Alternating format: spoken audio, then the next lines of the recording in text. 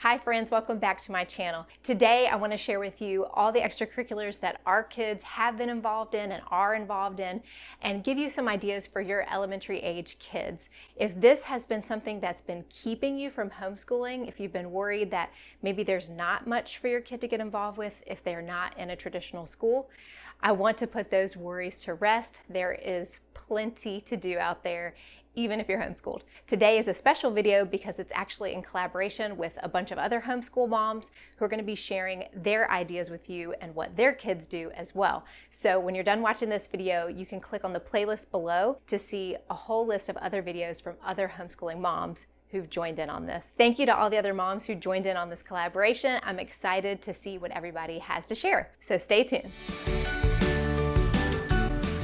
Okay, so I recently had someone share with me that this was a big holdback for them, that they were considering homeschooling, but they weren't sure that their kids would have the same opportunities for sports and clubs and programs if they were not in traditional school. And so that inspired me to make this video because I want to put those worries to rest. There's actually a lot out there for your kids to be involved with, even as a homeschooler.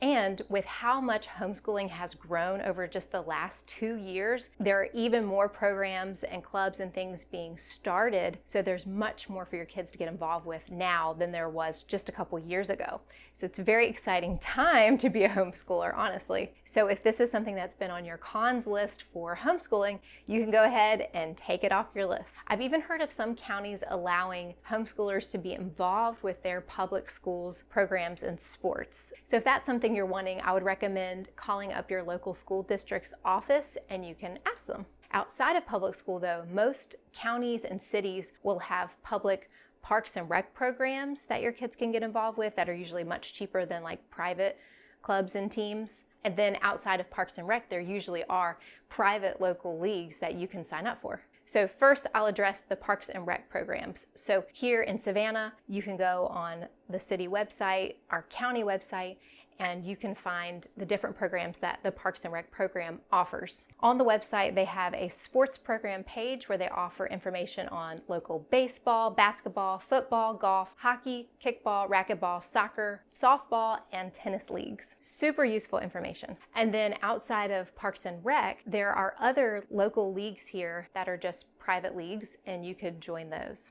Outside of that, I would recommend getting on Facebook. You can find lots of local groups in your area through Facebook. So here we actually have an athletic homeschool association, and they offer football, basketball, baseball, soccer, cheerleading, and golf.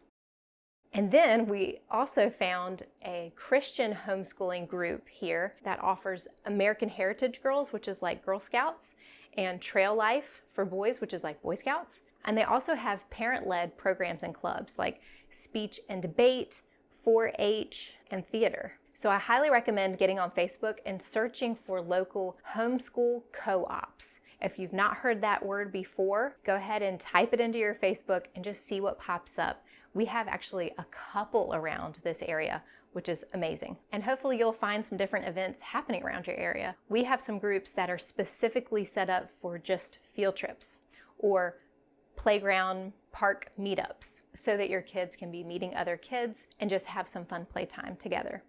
So what we have been involved in is soccer. My 3 oldest kids, 9, 7, and 5, have done soccer. And then this year they all decided to try something new. So my 9-year-old is doing karate. My 7 and 5-year-olds are doing gymnastics. I also have a 3-year-old.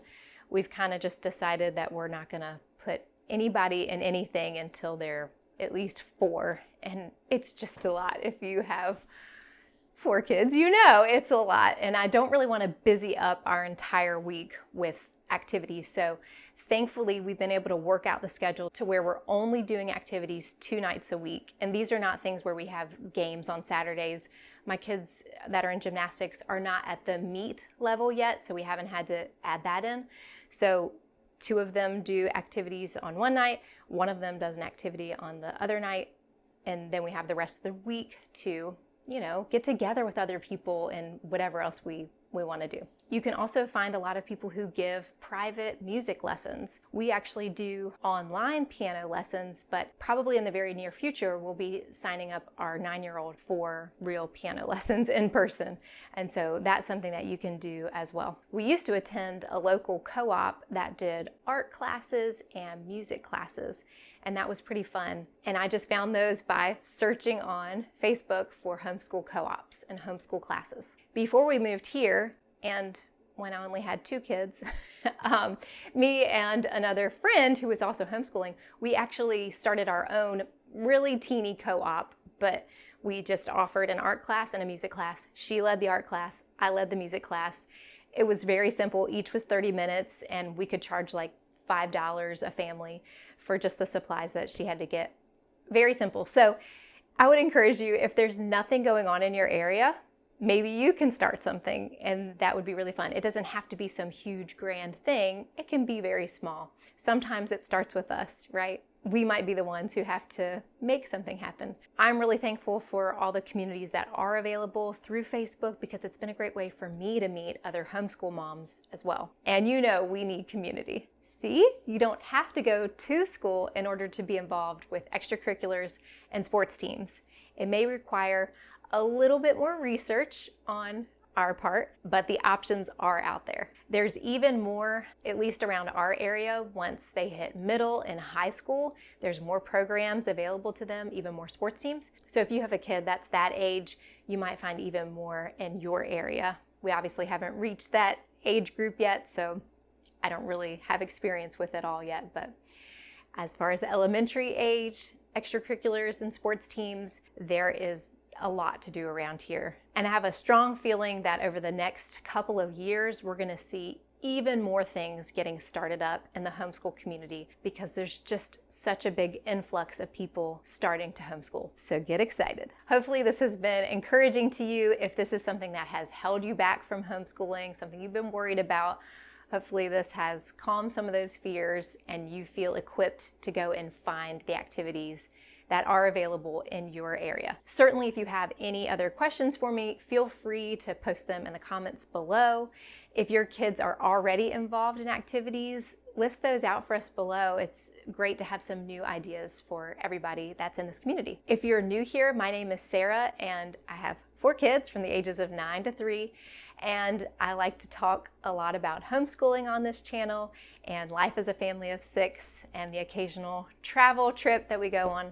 So if that interests you, go ahead and hit that subscribe button below, and I'd love to have you join us here. This year I am posting videos on the 1st and 3rd Wednesday of every month, so hit that little notification bell so you don't miss another video. And be sure to look in the description box below for the playlist of all the other moms and their videos, so you can check out some more ideas. All right, until next time, happy schooling!